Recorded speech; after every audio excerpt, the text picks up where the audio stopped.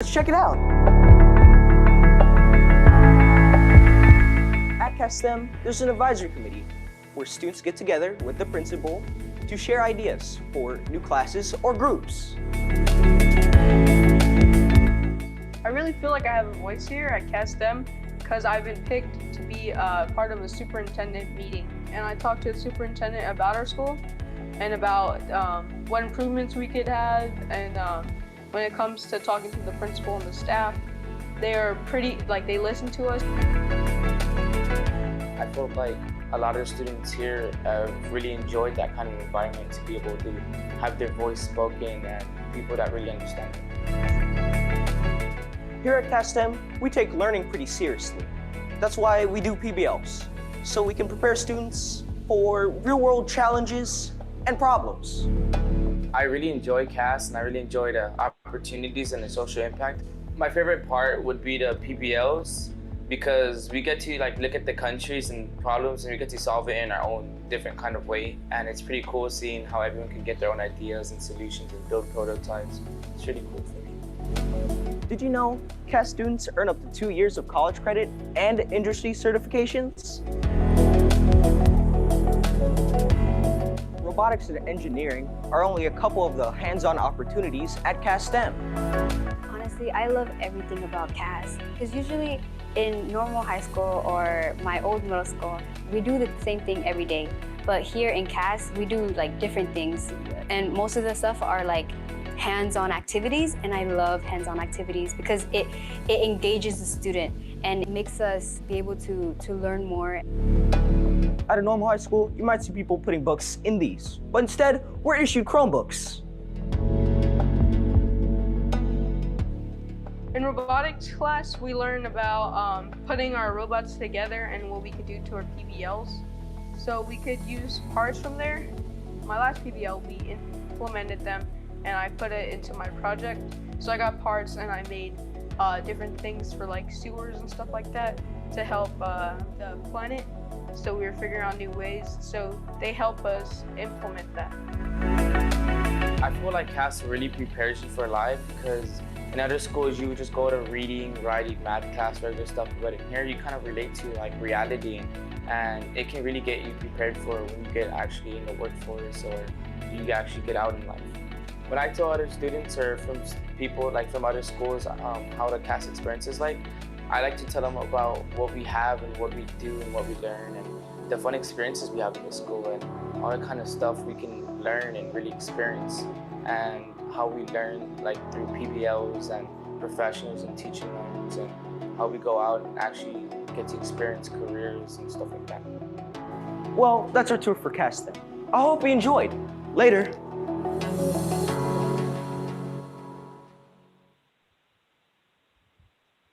Alrighty, good morning and happy Earth Day. My name's AJ, an 11th grader at CASTEM High School.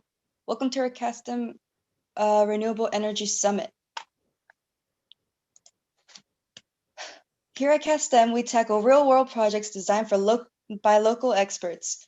We are makers and doers and that drive in a hands-on setting.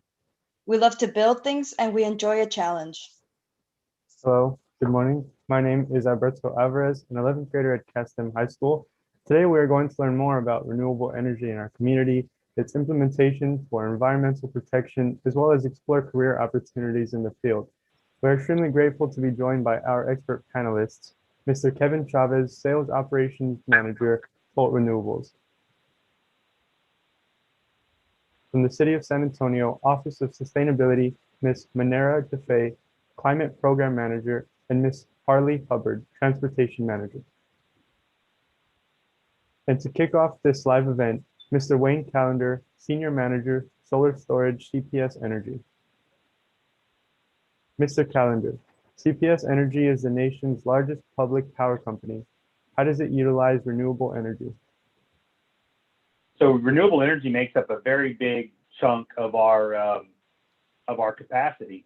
Matter of fact, I think depending upon how much wind and solar we're getting, it's about 10 to 13% of the capacity that we get. So even without participating in anything, 10 to 13% of your power is coming from a renewable energy source.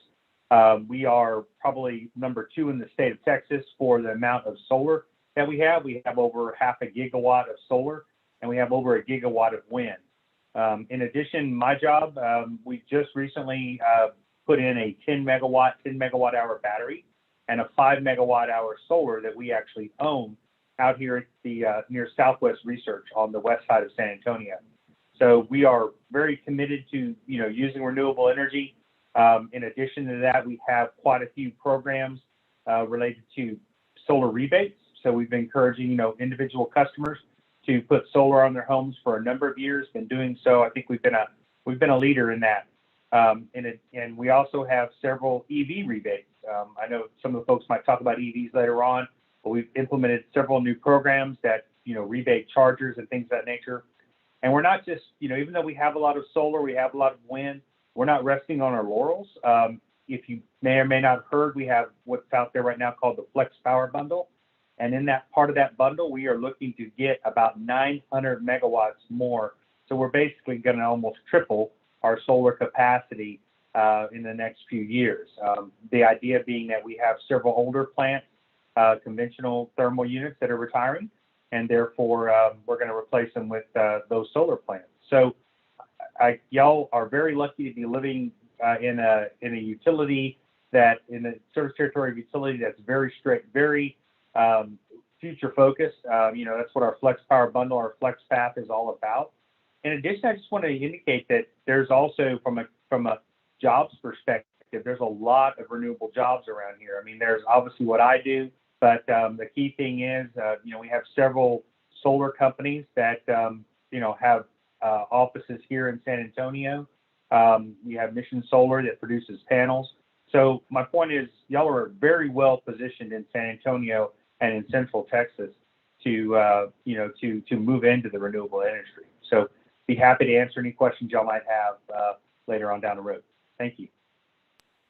Thank you. And for the next question, how does CPE Energy support commercial and residential use of solar voltaic systems? So as I indicated, we have quite a few rebate programs. We have, I'm going to go look over here on my screen, just kind of reference what I've got here. We've got several programs. We've got solar rebates, and we have about 24,000 customers on that. We have what we call the Solar Host SA, and what that is it's a rent-a-roof kind of project where essentially we put the solar panel on the customer's home and we pay them a rental for using their roof. So there's no upfront investment. I believe that program currently has about 600 rooftops in it right now. It's subscribed, but we are looking possibly at expanding that as well. And then also we have what they call community solar. Community solar is where you buy into a solar farm. We have several options on that. Again, they're fully subscribed for the one. We have one actual solar farm out off Highway 87. That's about a megawatt that basically the customers have bought the panels, and then they get the credit for the output of that. In addition, we're working that one is fully subscribed, and we moved into another project with Big Sun, which is essentially doing the same thing. Customers buy the panels and they get the output, but that is going to be distributed across our service territory. Essentially, they build parking structures. You need covered parking in the heat of Texas, right? So why not put a solar panel on top of it? But they build parking structures, and then customers will own a piece of that structure and then also get the output from the unit as well. So a lot of things we're doing. Those programs are all part of our what we call our STEP program, Save for Tomorrow Energy Plan, and look to be continuing into the future. But good rebates and other options for folks that may not be able to put it on their home. Thank you. Sure. Up next is Mr. Chavez, Sales Operations Manager from HOLT Renewables. Great. Thank you, everyone. Appreciate the opportunity to be here and participate in this, and happy Earth Day. As we looked at, obviously, with Mr. Calendar here, we do a great deal of work in CPS territory. And so, again, it's a privilege to be joined by everyone and look forward to participating. Cool. Can you share with the audience the type of work that HOLT Renewables does? Absolutely. So we are a commercial and industrial solar EPC. So what we do is, from start to finish, right, take a project through development stages, feasibility, and then ultimately the engineering, procurement, and construction, right? And so we bring projects to life. We work with our commercial customers all throughout the United States. Though we are based in San Antonio and Texas, we do work all throughout the country, and really trying to work with customers to align their sustainability goals alongside obvious economic impacts of solar. We, work on so many different facets of solar projects that, whether it's a carport, as Mr. Callender was discussing, or a roof mount or a ground mount, in which, we're utilizing large swaths of land to establish large solar farms. We focus on all scales and all applications of solar, and really trying to, educate customers and the commercial market as we see, more and more, and obviously very timely at being Earth Day, right? Many companies are making pledges and initiatives in which to achieve various sustainability efforts and net zero goals.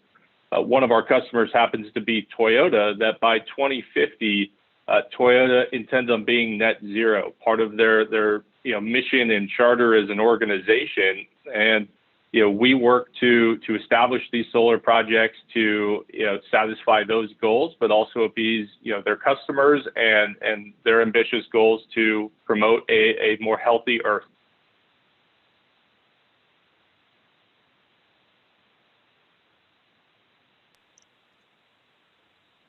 Will you describe the HOLT Renewables project process and the associated jobs required to ensure the successful outcomes? For instance, a project such as the planning and installation of solar farms. Absolutely. So it is a complex process, right? A lot of moving parts, but what I'll point to is that the opportunity in this industry is growing daily. Right, as Mr. Callender alluded to, right, many utilities and many municipalities and many commercial clients are working to phase out maybe old forms of generation and power, right, and bring in renewables. And with that comes a lot of complexity around devising a project, right, determining what the feasibility of that project is, right, how do you go about it practically, and that all begins really on the development side. Right, coordination with various partners, the utility, the customer, right, their energy teams and sustainability departments. That's really my role in the organization, is to really try and get a project conceptualized, right, and to determine what outcomes are we trying to achieve and what motivations are we seeking to satisfy in developing a project. And then from there, it goes into engineering, right? Engineering is, there's some very smart people on our engineering team that are putting together all of the drawings and designs around, what all the components that go into what makes for a successful solar project, right? So you have the modules, of course, they're generating the power. You have all the conduit or wire that's connecting all of that together. You have the racking, which is, what the modules are mounted onto, whether it's fixed, whether it's a carport, whether it's an actual tracker that's following the sun. And so there's a great deal of applications there. You also have inverters that are changing the power from DC power to AC power, AC power being the power that we actually use on a day-to-day when we plug in a computer into the wall or, charge our phones. And so all of those parts need to work in uniform and in a way that is efficient and in a way that, of course, it is an investment of money. And so, we're looking at efficiencies to ensure that our projects are hitting a price point that is going to be competitive to making a overall project or deal successful, right? Because again, there is a lot of money that gets invested into these, and they are long-term investments. Standard solar array will last anywhere in the realm of about 30 years. And so, it is a long-term solution and a great one at that. From there, once all the designs are put together, then it goes to our estimating and procurement team that works with all of the various vendors, right? Mission Solar was mentioned. We've bought many panels, many modules from Mission Solar. And, when we work with all of these various vendors, right, it's all about supply chain at that point, right? Do they have availability of the product? What innovation has taken place, right? When I started doing solar, we were working with modules that were around 250 to 300 watts, and now we're starting to look at 450 to 500 watts, right? And so that's in a very short time in the grand scheme of things. And so there's a great deal of innovation taking place.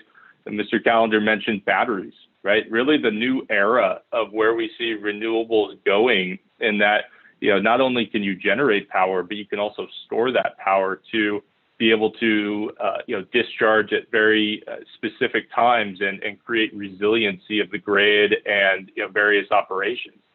And then from there, you ultimately have the construction side, right? And the construction side are boots on the ground, actually bringing the project to fruition, right? So the ones out there ensuring safety, right? Safety first and foremost. But, as you look at how a project does come to life in a tangible sense, right? It's putting the racking into the ground, it's installing all of the modules, it's doing all of the conduit runs and tying everything together, plugging all of that into the inverters and taking that to a transformer. From a transformer, then you're ultimately plugging into the grid and so on. It's again, very complex, but, on our sites, on our job sites, right, we have our site superintendents, which are, you're running the various crews. You have our project managers, which are making sure that everything's on budget and on time. And again, safety first and foremost. And then you have, the electricians, you have a master electrician, generally apprentices behind him or her. And then, it's ultimately bringing it all together, right? And then back to the engineering team who's validating that everything was in fact done to the drawings design and that everything's functioning and performing as it should. Thank you very much. My pleasure. And I'll just add, then after that, you take over what my job is. My job is I'm operations and maintenance of these panels. And while, as Mr. Chavez mentioned, they last for a long time, and they usually don't need a lot of daily. I mean, that's the whole point behind them. They don't need daily type of working on them, or in human interface, if you will. But that being said, you still have to do your panel cleaning. You have to do the landscaping, the maintenance, and as he mentioned, batteries are a whole nother animal. That's a relatively new technology that folks, that probably does require a little day-to-day, maybe not maintenance, but just monitoring. So there's, even after the fact, even after the system is installed, there's work to be done afterwards. Just throw that in there.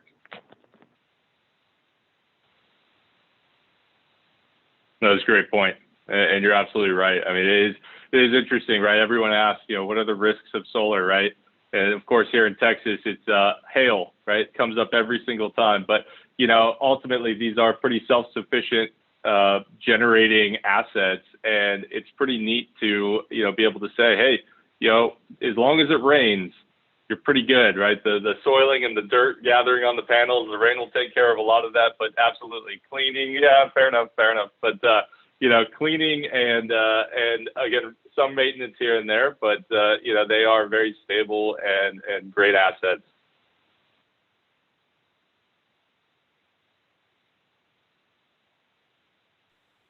And for our next panelists, Minera DeFay, Climate Program Manager, Harley Hubbard, Transportation Manager.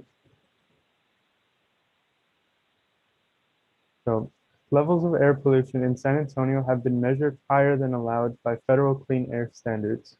Will you share some measures that have been implemented by the City of San Antonio Office of Sustainability to aid in reducing energy and transportation consumption, resulting in improved air quality?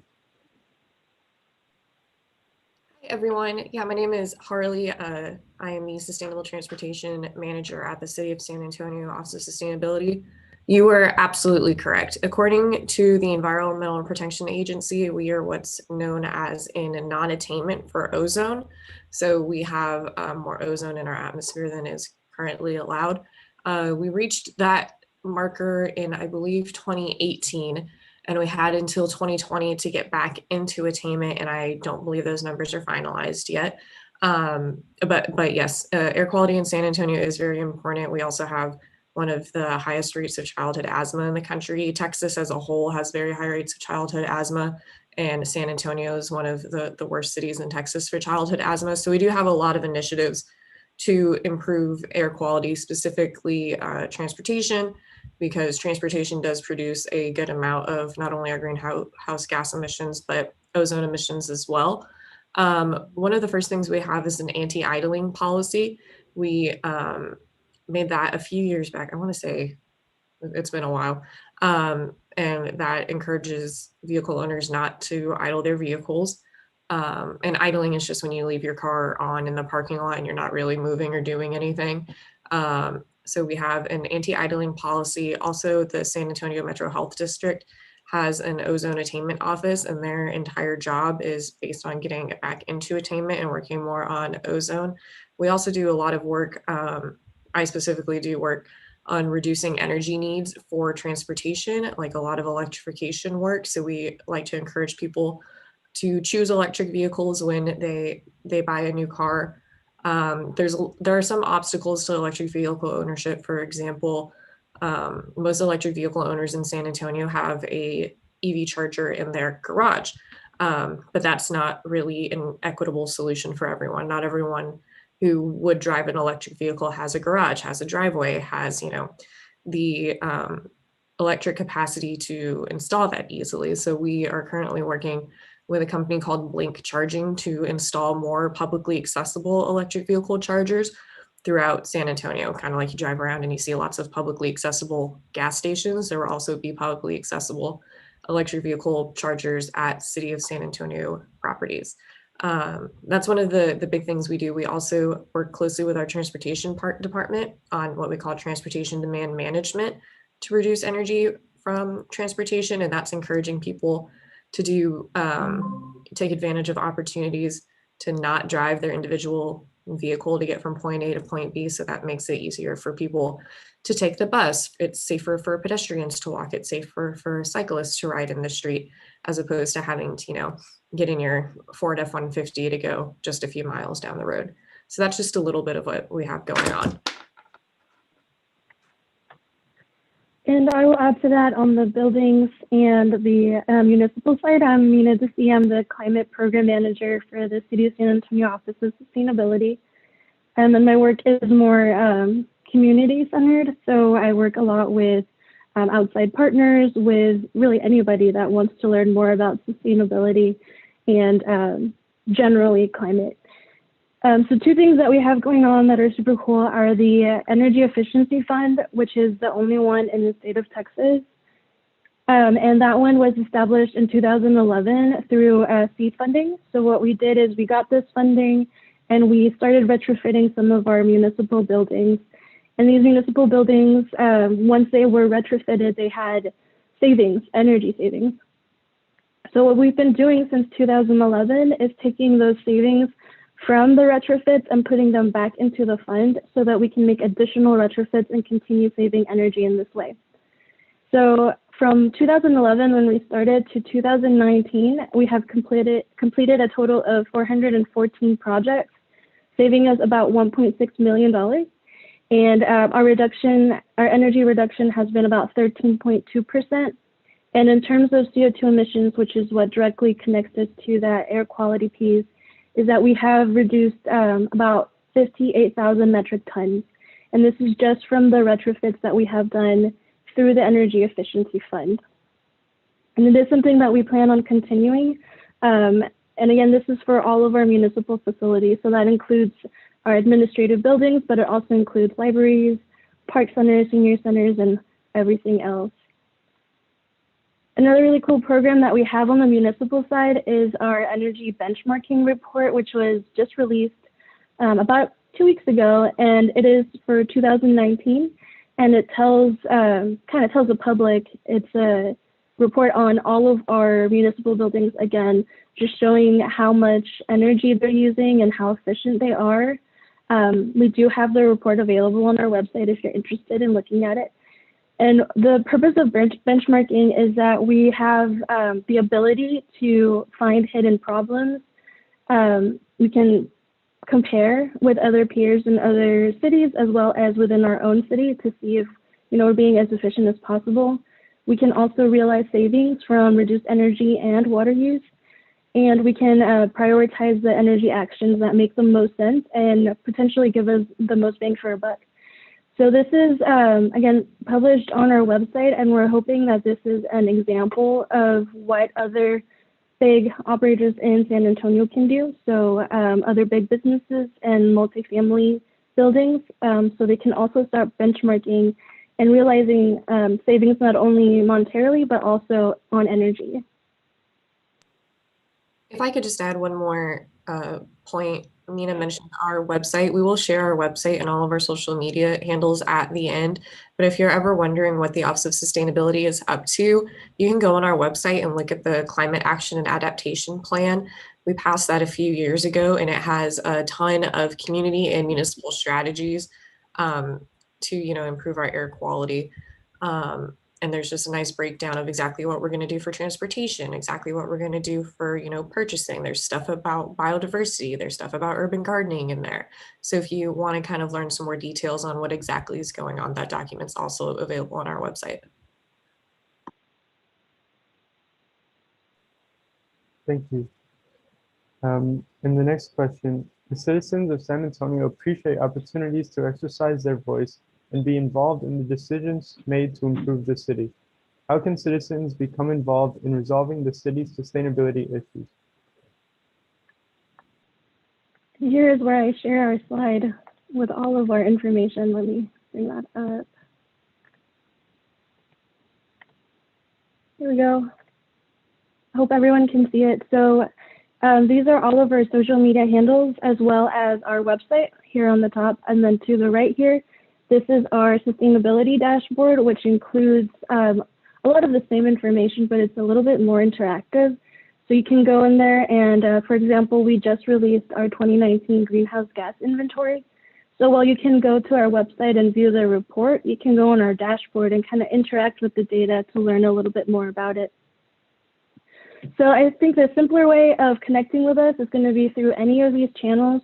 We do keep them constantly updated, and we do look at messages as well as comments. So if you have anything to say, anything that you want us to be aware of, or really anything at all, just please feel free to message us or contact us through any of these mediums.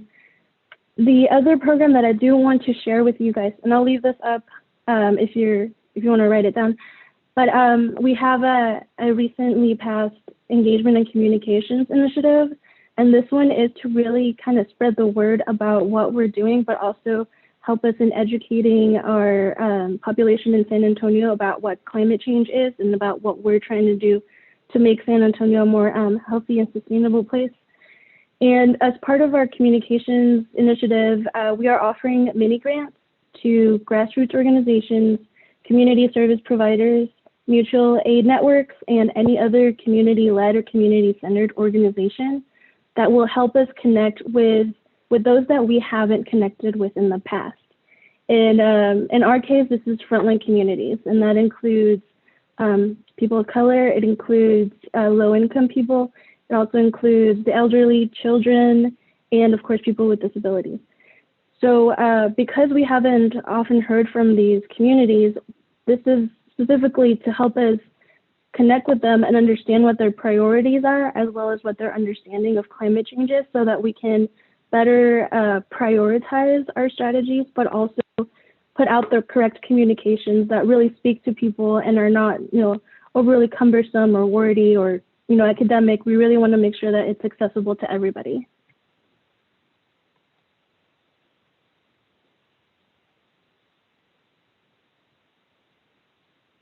that's it.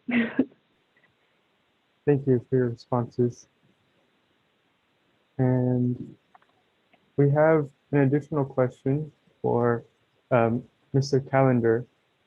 The topic of electric cars and the placement planning of charging stations throughout the city may come up during the time when the city of SA Sustainability is speaking. If so, Right. yes. Yeah, I mean, we're working, obviously, yeah, I got, I think I know what you're asking at. You know, so we've been working very closely. Obviously, we have several folks that work at CPS Energy that, you know, worked on the climate plan that, you know, work directly very closely with the city's sustainability area. And that's where I wanted to, essentially what I would suggest is go to our website, and the things that you want to just type in EV, and you'll get all of our information about all the EV aspects we have. As Harley mentioned, so, you know, we do have rebates for local.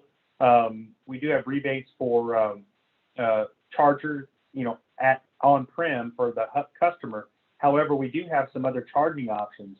For example, ChargePoint, we have an agreement we've worked out with ChargePoint. For $96 for the year, which I don't know about you, but that's a pretty cheap gas bill, right? For the year, you can charge unlimited at any of the charge point sites around the city, which there are quite a few. And I was just looking at the map, just kind of looking around, and they're spread out all over the city.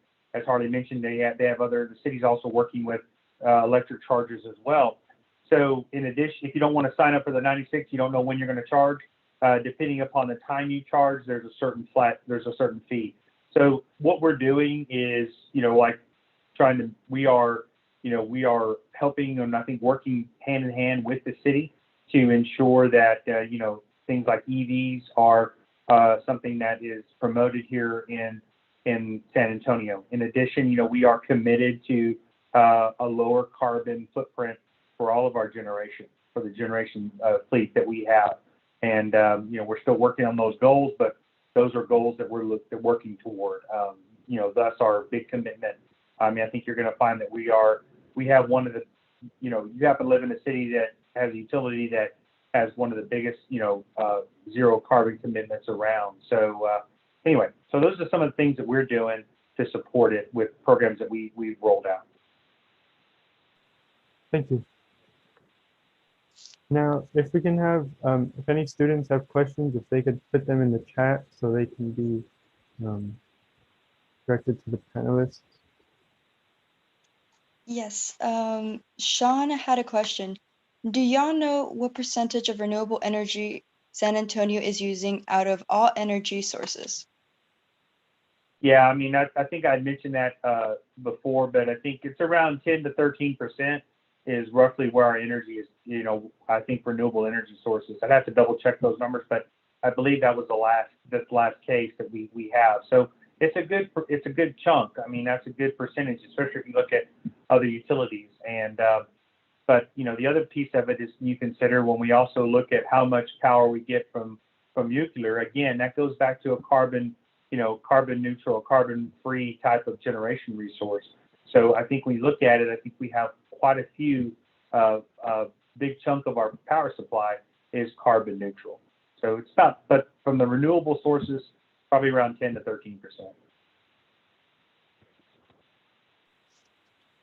Mr. Patino asks, are there sustainability plans / programs for schools to implement that don't require major infrastructure renovations? Hi, I can speak to that one. So we do have one program that immediately comes to mind. It's our Clean Air for Kids program. That is specifically a school anti-idling program. Like I mentioned before, San Antonio has one of the worst rates of childhood asthma in the country. And while the triggers for asthma can vary, we might as well just make the air quality good while we're at it. And especially because schools are often in the middle of, you know, neighborhoods. We really want to protect our neighborhoods or our air quality in those areas. So that program is based on a program from the EPA. All of the materials for that program are free on our website. So we would be happy to engage with you and get that program started at your school. Or if you want to do it on your own, you can go to the website, download everything, print it out, and do it yourself. It includes some signage that you can use in the school drop-off area and a participant pledge form for drivers at the school to pledge not to idle. And you can also apply the program to buses, to delivery trucks, to really any automobile that comes in to your school. And you can really incorporate it into your curriculum as well. You can teach students about air monitoring. You can have students do a study before and after and calculate the difference in air pollution for their school. You can make it a very localized air quality scientific study. So that's one of our programs that we have available. As far as like a sweeping sustainability plan, that's not something we just have kind of like a framework for, but we would be happy to work on that. We also do work with Ecorise. They're an organization that provides climate education to teachers, so teachers are more equipped to talk about that subject to their students. And we post their classes on our Facebook and other social media channels as they become available. Yeah, and just to add to that, Ecorise is one of our partners. So they do offer tons of workshops that teachers can attend, learn a couple of things, you know, that you can take back to your students.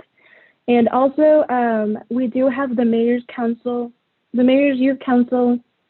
Oh my gosh, I always forget the name. It's the Mayor's Youth Council for Climate Initiatives, basically.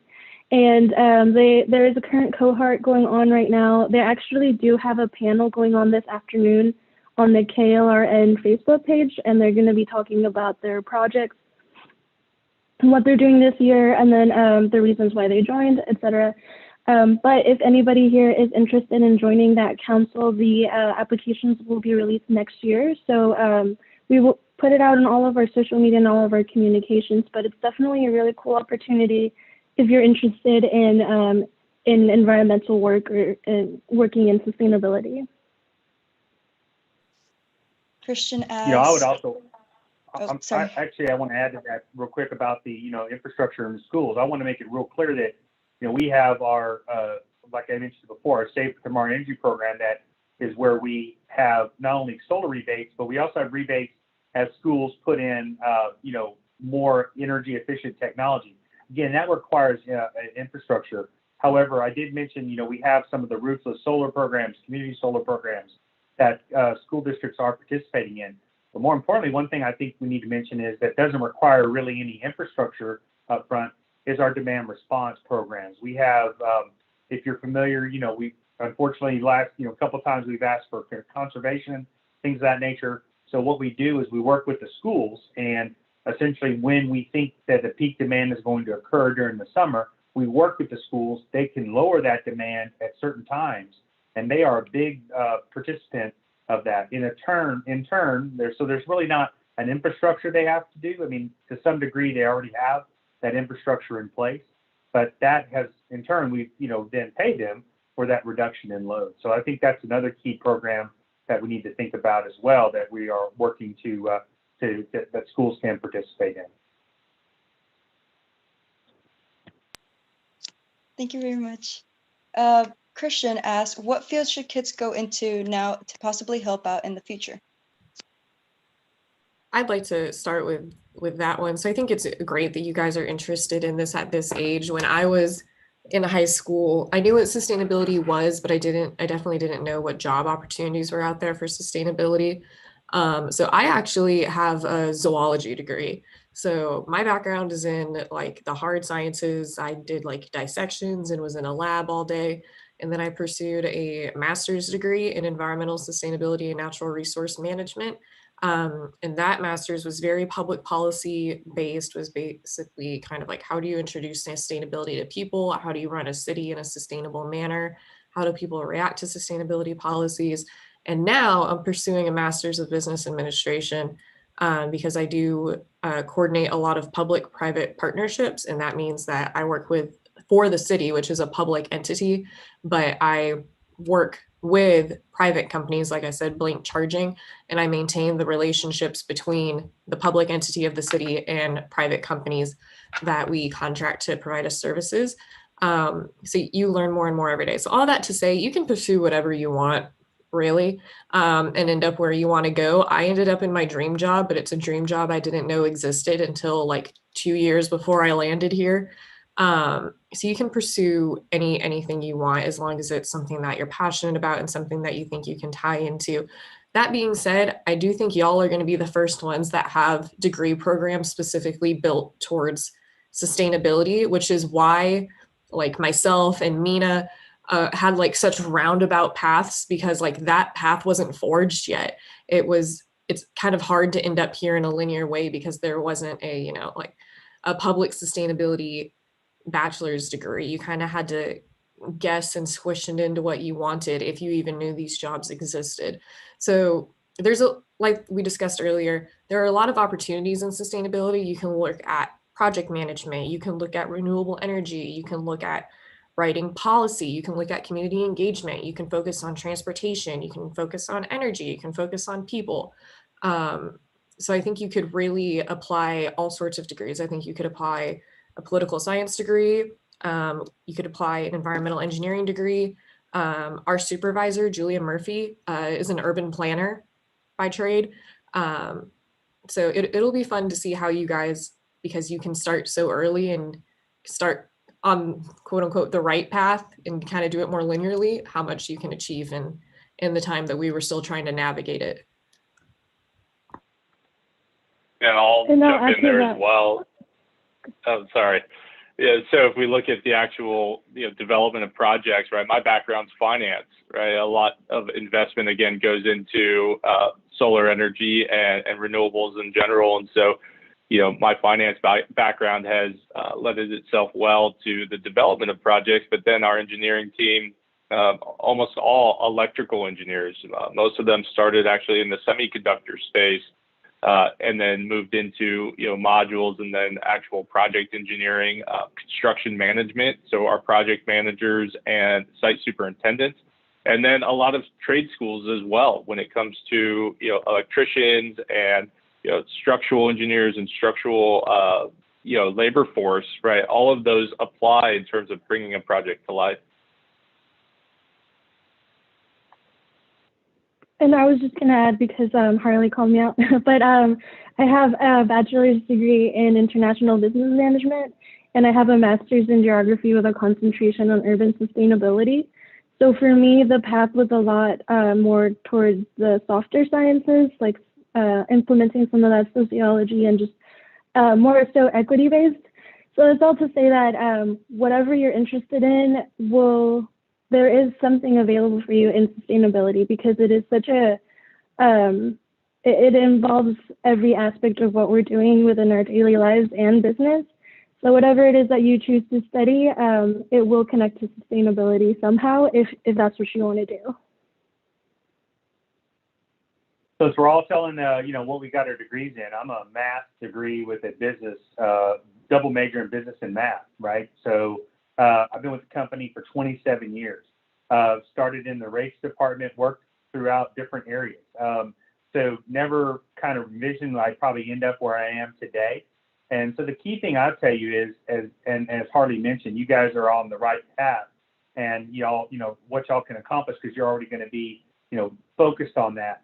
The key thing I'll just tell everybody is the jobs that I've had and the experience I've had, I've never been scared of trying new things, okay? And always wanting to learn, always wanting to take on difficult projects, right? Because this is, for example, my last job, this current job that I have, I got it a year ago, and it was, brand new battery, new solar. We've never, really done that before. It's been a challenge, but, you always have to be willing to accept that challenge. So I just, encourage you always to, look at new challenges and new opportunities. Don't be scared. That's the cool thing about this stuff. A lot of these fields are so new.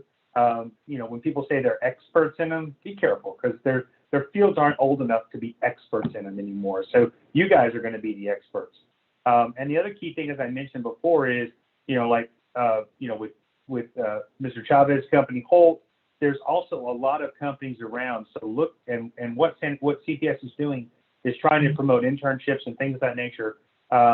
Please look around. I know with COVID kind of hopefully coming out of COVID, look around for different internships, different opportunities. I was just thinking about a story that we had one student that I knew of, he was so into solar, he drove from Stone Oak to Uvalde every day because they were building a solar farm out there. Again, but wanted to put in that time and wanted to learn about it. So there's plenty of opportunities within the San Antonio area. Thank you very much for your responses. Evan asks, aside from making more renewable resources of energy, are there any things being done to make current fossil fuels cleaner or less able to put harmful things into the air? Yeah, very much so. I mean, that's one of the main reasons we retired the Dealey plant a couple of years ago, was because we looked at the environmental retrofits that we would be required and what the market was, and we decided that we would go ahead and retire that plant. We do have several coal plants, but they all have state-of-the-art, SO2 and NOx, scrubbers on them. Even our gas plants, which have relatively low emitting, we do monitor the pollutants that are coming off of those units.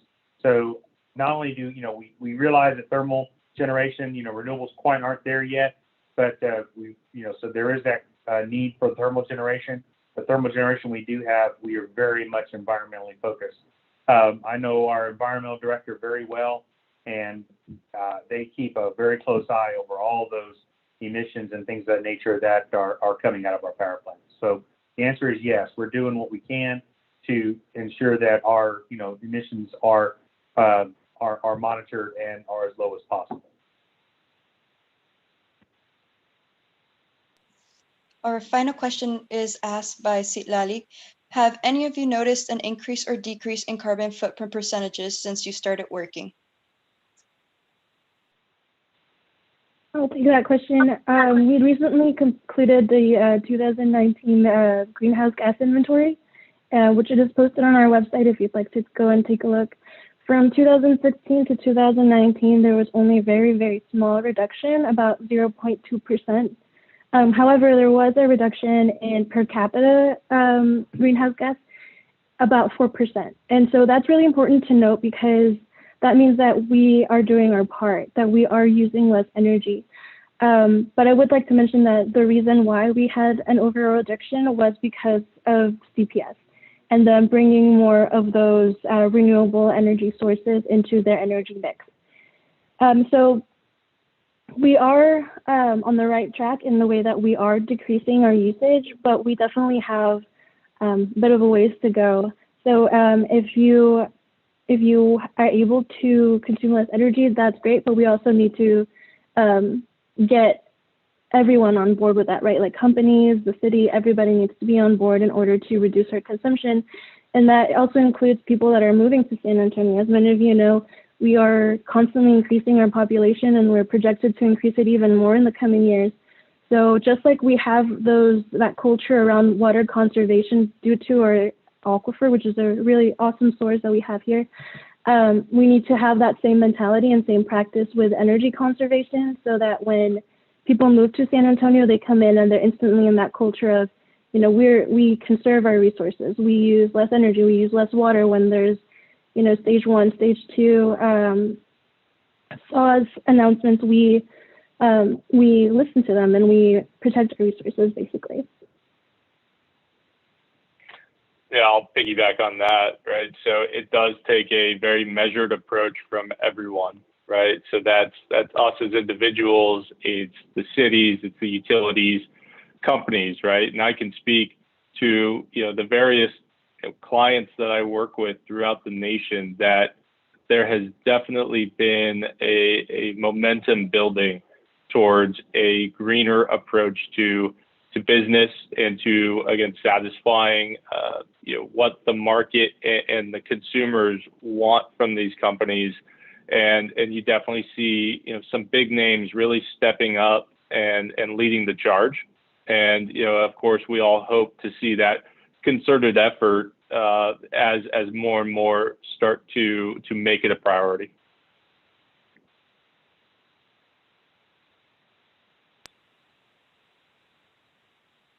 Thank you for your responses, and especially to our panelists for sharing your expertise and knowledge with all of us. I'm sure a lot of us have benefited greatly from what you all shared today. And thank you to the students for asking questions. Thank you all for joining today on Cast Live. If you're interested in learning more about CastSTEM, please visit castschools.com for more details. Seats are still available for incoming freshmen and sophomores for the 2021-2022 school year. And this concludes our CastSTEM Renewable Energy Summit. We are CastSTEM.